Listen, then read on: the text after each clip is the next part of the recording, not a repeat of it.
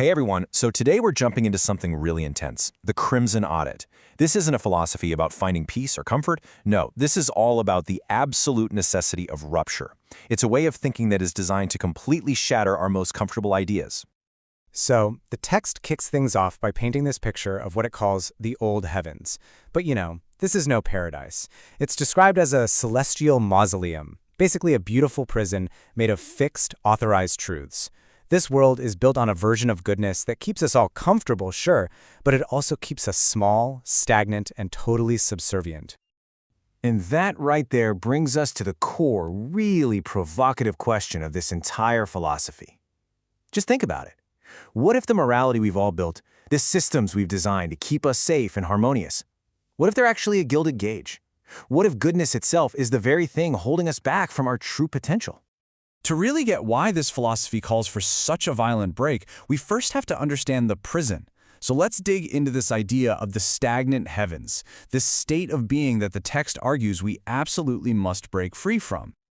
Okay, so what this slide does is lay out the fundamental conflict. On one side, you've got the herd instinct. Its whole game is horizontal safety. Stay on the flat ground, don't take risks, keep the group safe and sound. But on the other side, you have the path of rupture, which demands a vertical ascent, a dangerous, lonely climb towards becoming something more. And here's the real kicker. From this viewpoint, conventional morality isn't some noble virtue. It's a tool of suppression.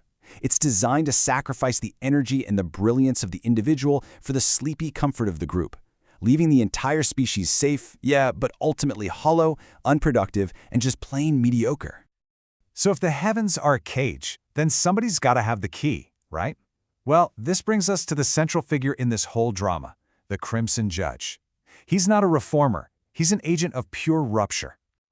This is the judge's whole philosophy in a nutshell. He doesn't just sit back and watch the old world crumble. He gets in there and actively helps tear it down. It's this pretty profound idea that some things have to be completely destroyed to make space for something new and truly vital to grow. Destruction in this world is actually a creative act. And this is just a brilliant way to picture his role. The herd saw all those old truths as a protective, great wall of glass. But the judge? He sees it for what it is, a prison cell. And his so-called wicked passions are the very force, the detonator, that shatters that wall, finally liberating all the vitality that was trapped inside. Now this brings us to a really key concept, the active nihilist. This is not your typical nihilist who despairs because nothing matters.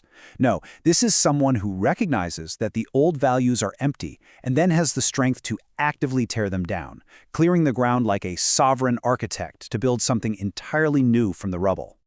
All right, so the wall is shattered. What comes next? You might think it's a utopia, but not even close. Instead, we enter the liquid mirror, a reality where every fixed point, everything you thought you knew, has just dissolved. In the world of the liquid mirror, nothing is stable. The text calls it an uncanny architecture, where reality itself feels like it's alive and actively trying to out-evolve you. Every reflection you see of yourself isn't just you. It's a vision of a more beautiful and, frankly, a far more dangerous possibility. This new reality operates on a principle called reflexive lethality. And think of it like this. Truth is no longer some safe shield you can hide behind. Nope.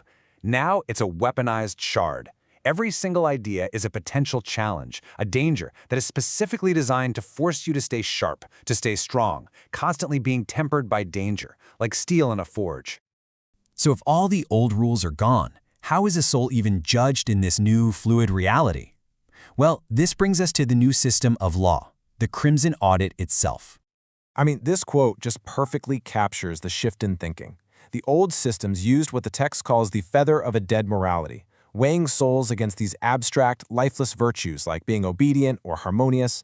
The Crimson Audit just takes that entire scale and throws it out the window. And this slide just lays it out so clearly. The old morality, the ancient jailers, judged you based on hollow virtues. The Crimson Audit, it has only one criterion, vital intensity.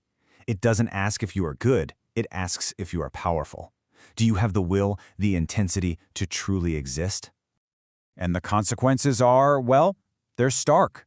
In this audit, there's really only one crime you can be guilty of, and that's mediocrity.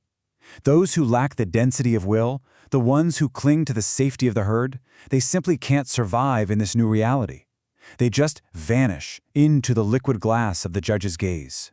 But what about those who pass the audit? They don't just get by, they are fundamentally transformed.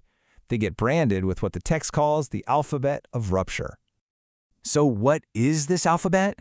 It's basically a whole new way of interacting with reality itself. First, you have the rune of vertical ascent, which literally changes the soul's gravity, forcing it to climb away from the masses. And second, the rune of non-correspondence, which dissolves the fixed meaning of things. In the hands of this new being, a sword isn't just a sword anymore, it can become a song. It's the power to command reality, not just passively perceive it. And what this all leads to is a completely new psychology. The transformed noble spirit doesn't sit around calculating risks and rewards. It acts from a place of a terrifying abundance of power. It actually finds joy in the challenge, in being at a disadvantage, because that's just another opportunity to express its overwhelming will. So, after all this destruction, all this transformation, where does it all end? What's the final goal for these powerful new beings, these overmen? And here it is, the final twist. There is no final goal. There's no new heaven, no ultimate peace waiting at the end. The whole point of the old heavens was stasis, a final end. This new realm rejects that completely. The entire point is the struggle, the constant, beautiful motion of becoming. So the ultimate law of this new universe becomes the error that corrects the truth. What does that mean? It means no truth is ever final. Life's purpose isn't to arrive at some destination, but to engage in an infinite, visceral climb, constantly shattering your own truths to create new, more vital ones. And that leaves us with a pretty challenging thought to chew on. This whole philosophy just dismantles the very idea of a finish line. So if there's no ultimate peace, no final reward to work towards, then what's the purpose of your actions right now? If the climb is all there is, what are you building today?